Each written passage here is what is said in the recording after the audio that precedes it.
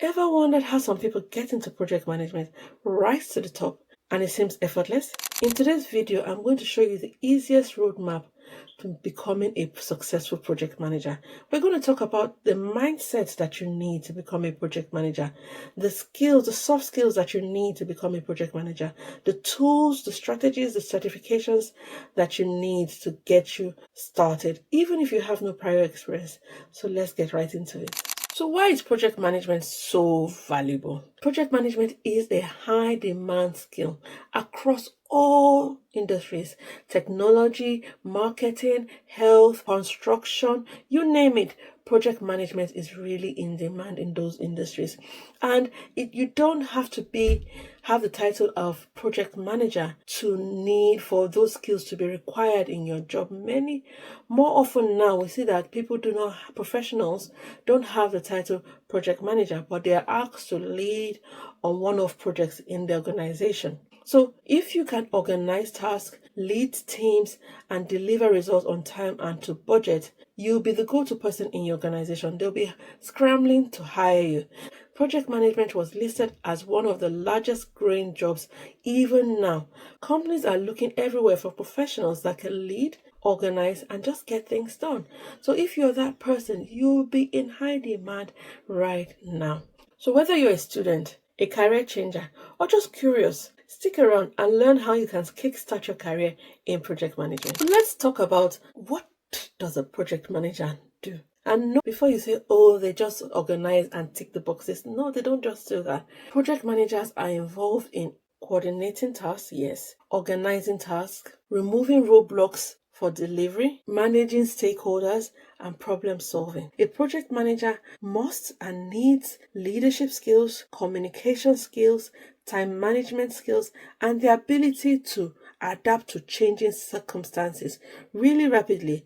These things are non-negotiable if you want to be a great project manager. Did you notice that most of the skills I just reeled out are soft skills? The hard skills are important, but those soft skills is what sets you apart from a project manager that's just ticking the boxes and a project manager that actually knows what it's doing, is innovative, is solving problems, is removing himself or herself from the detail and looking at a bigger picture to actually drive progress and drive delivery at all times, because that's your job as a project manager. You are there to understand the objectives of the project and then to make sure that everything you do in the project is leading to deliver the right outcome and the right objective.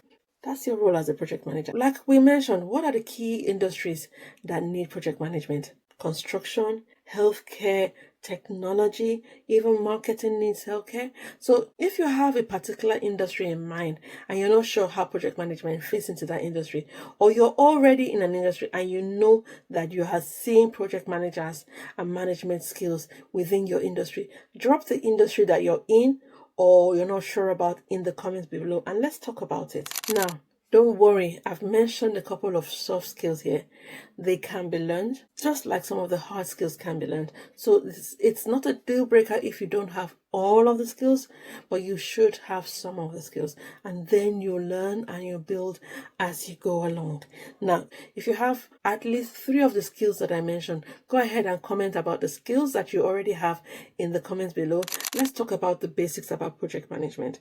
Now, if you check some of my other videos here, you will see where I've broken down what a project is and the triangle constraints that surround the project at any given point in time. I will link the video here for you to go back and reference. But let's also talk about some of the methodologies. If you're really interested in project management and you've been doing some research, you would have heard about many project management methodologies. So let me take this time to kind of break them down for you. Okay, the one that's going around a lot now is the Agile methodology, and that is perfect for fast-paced environments like software development in the IT world. It involves iterative planning and continuous feedback. What do I mean? It means we do a little bit of the project or a little part of a portion of the delivery. We plan it, we deliver it, we show it to the customer. The first customer gives us feedback, we make corrections, then we plan for the next piece. We're doing it in smaller chunks so that we can keep on getting feedback and we can adapt and we can change iteratively as required on the project. It started in IT, but more industries are now using and adopting, finding ways to utilize the Agile framework. Let's also talk about the waterfall framework. So the waterfall framework is ideal for industries where their phases are fixed, like construction and manufacturing. They go through, if you know the Prince2 framework, it goes through, you have your initiation phase, you have your planning phase, you have your execution phase, you have your monitoring and control phase, and you have your closure phase. Now, those phases are usually broken down into sub phases in there, but there are industries that need to have some rigid points at which they can pause the project, and that's critical for construction projects because you don't want to end up spending large sums of money and the project still ends up going wrong. Now, some of you would have also heard about the hybrid approach. Yes, the hybrid approach is where we blend the waterfall framework with the agile. We're kind of putting together the best of two worlds. Why do we do that? Because we want to keep the staging, the phases intact, so we have natural points at which we can stop the project if it's not going in the way and the direction that we expect it to go. But also we want that within the phase that we're in, we can adapt quickly to change. We can get continuous feedback from the client, from the customers. We can plan in advance based on how well we did or the mistakes that happened in the previous phase or the previous section of planning that we did. We do that planning in sprints, and we'll talk more about that later on as well. So I hope that makes sense. You may have also heard about Scrum. It's very popular in the Agile framework, and usually it complements the Agile framework. There you have daily stand-ups and we do sprint reviews. So we do a sprint. We analyze what we delivered in the sprint, what went well, what didn't go well. We adapt, we change for the next sprint so that we're continuously improving our delivery as we go along and we're continuously getting feedback. So let's talk about some of the tools that are used for this project planning. First tool is the Microsoft Project Planning tool. Microsoft Project is used for robust planning within the project environment. There's also the tool called Primavera that's used a lot within the construction industry, again for the same reason, robust planning. Then there's the Jira tool, which is very predominant within the software industry. It's used for planning. We have the sometimes in there you'll see a Kanban board, and they use to section what's been done, what was planned, what's to do, what's been done, what is in progress, and what is done and completed and that can be stored away. We also have Trello and Asana and Notion that's used for lightweight project tracking. Now I've mentioned a few, but there are more. There's project.com, there's monday.com, and many others that are now surfacing. The question is, do I have to learn all of those tools? No, you don't have to learn all of these tools. You just need to pick one. I always suggest try learning Microsoft Project. There's Microsoft Project Online, which is cheaper than getting the whole suite, or learn Jira. Just learn one. And the principles are generally the same, whichever tool you use. But don't try to start learning too many tools, because when you start the job, when you get into whatever organization you get into, the tools that they use might be different from what you've learned. So learn one tool, and then when you get into your organization, you will learn more about the tool. Or actually, when you're even interviewing, one of the tips I teach my students is when you start the interview process or when you start your job application process, understand the tool they use. If it's not a tool that you're used to, go and learn up, touch up, and just get some basic knowledge about that tool. Remember, you would have gotten more than basic knowledge or intermediary. You would have learned basics about other tools, and you may have used some other tools already, but just get a little bit familiar with it, and then when you start the job, you start learning it. You take some eZone courses, some intranet courses to pick up your skills. So tools should not be your focus, is the bottom line. So what's the tip here? You don't need to master all the tools right away. Pick one, familiarize yourself with that, with the basics, and then you build from there. So let's talk about certification. My favorite topic. What kind of certifications are there out there? We have the PMP, which is a project management professional. In my opinion, it feels like the gold standard certification offered by the Project Management Institute. It requires experience and it can significantly boost your credibility and your earning potential once you have it in place. More popular in Europe, in the UK than it is in USA, but it is also a bona fide certification that can also be a starter, a stepping stone into project management. Yeah. Then we also have the CAPM, which is a Certified Associate in Project Management. It's a great starting point, just like Prince 2, with fewer prerequisites and ideal for entry-level professionals. So if you're an entry-level professional, you can start with CAPM or Prince 2 to get you started. And if you're just starting out, you can start with the foundation certification and see where you get to, and then do the practitioner. What does certification do for you?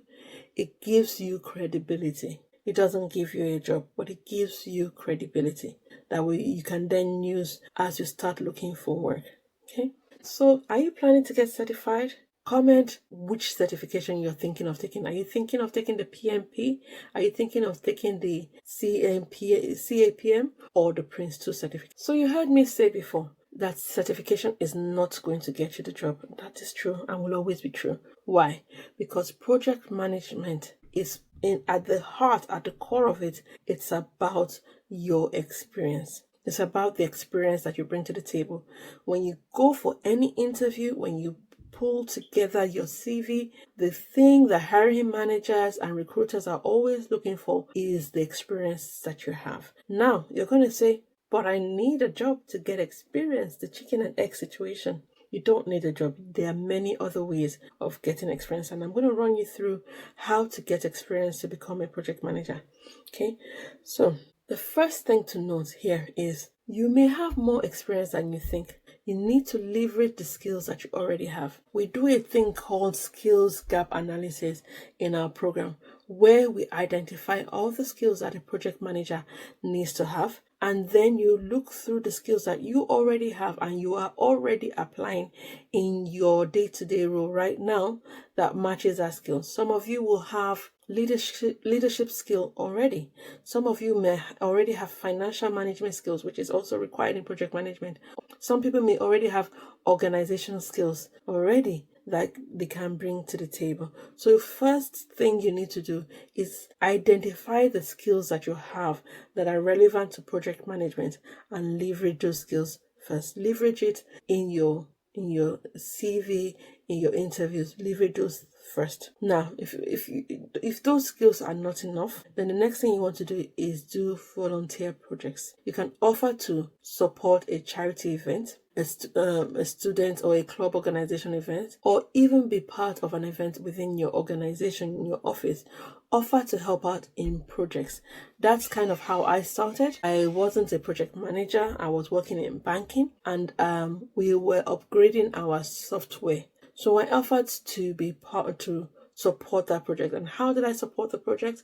I was in charge of my department and 2 other departments in doing the user testing. So the IT team did all the work, but they needed us to support user testing, to coordinate how the user testing would take place, coordinate the feedback from the user testing, and also help people get set up and show them how to tell them how the rollout of the new software would be, and how to get themselves set up. So I volunteered to do that.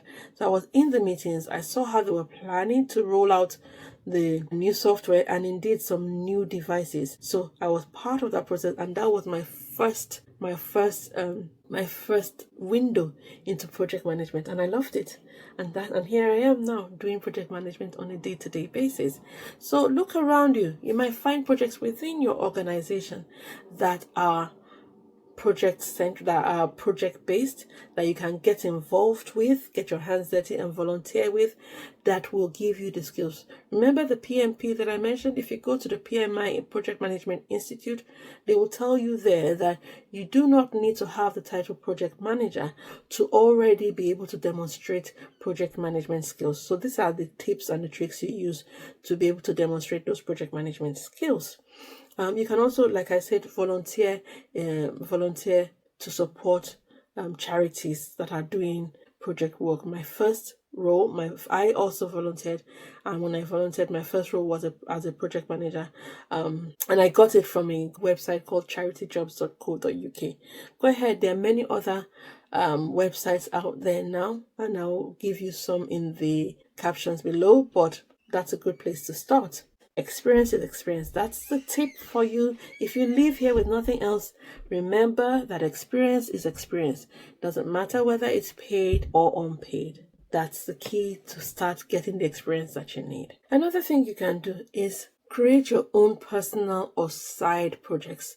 You know that family event, that local meetup? Treat it like a real project. Set a time, set a budget, communicate with all participants, right? Treat it as a real project, and use it to build your portfolio. A wedding is a project, believe it or not. That family meetup, that club that meets and has a conference every year, treat the organization of that conference as a project, and then use it to build your portfolio. Another pro tip here is make sure you join communities and local meetups where project management tips are being shared. It will help you grow your portfolio. It will help you make sure that you're working in the right direction in terms of building your portfolio. So why does this experience matter? Hiring managers love concrete examples, showing that you've done any kind of project where you've had to plan, manage, and deliver results. It's really important. So experience. We have clients that have gotten jobs before they took their very first certification. So experience is king. Your certifications are queen.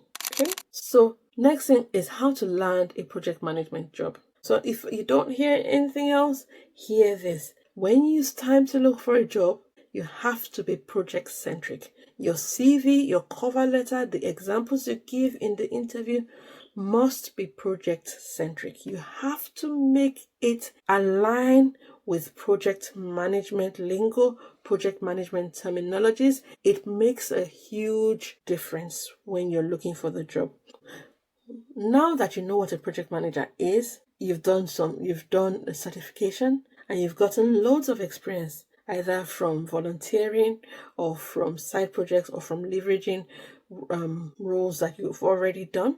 The next thing you want to do is start looking for work opportunities. So you want to craft a winning project management CV, highlighting your transferable skills such as leadership, communication, organization, planning, showcasing your project achievements. Always remember that you need to make sure that you showcase your achievements as a project management professional, whether that is volunteering or your personal initiatives. Experience is experience, remember.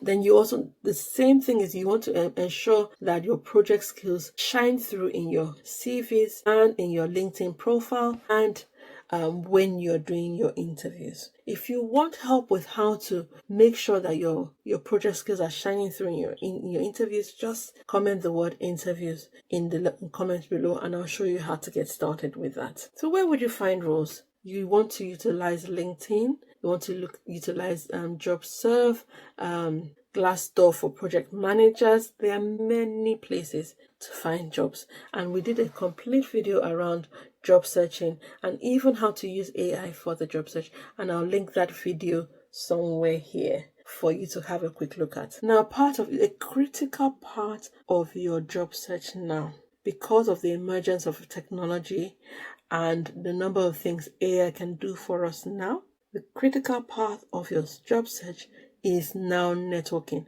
because hiring managers, recruiters are no longer simply relying on what they see online and because you submitted a CV. Sometimes they don't even, the job is filled before even, sometimes they don't even bother to advertise the job. They base getting individuals based on referrals. So networking is really, really, really key. How do you network? You make a point to start networking on LinkedIn, introduce yourself, do friend requests, and follow industry leaders. Join the relevant groups within project management groups. Go to career fairs and job fairs. That's where you get started. And I know some of you are not used to doing that. I also used to roll my eyes at doing that.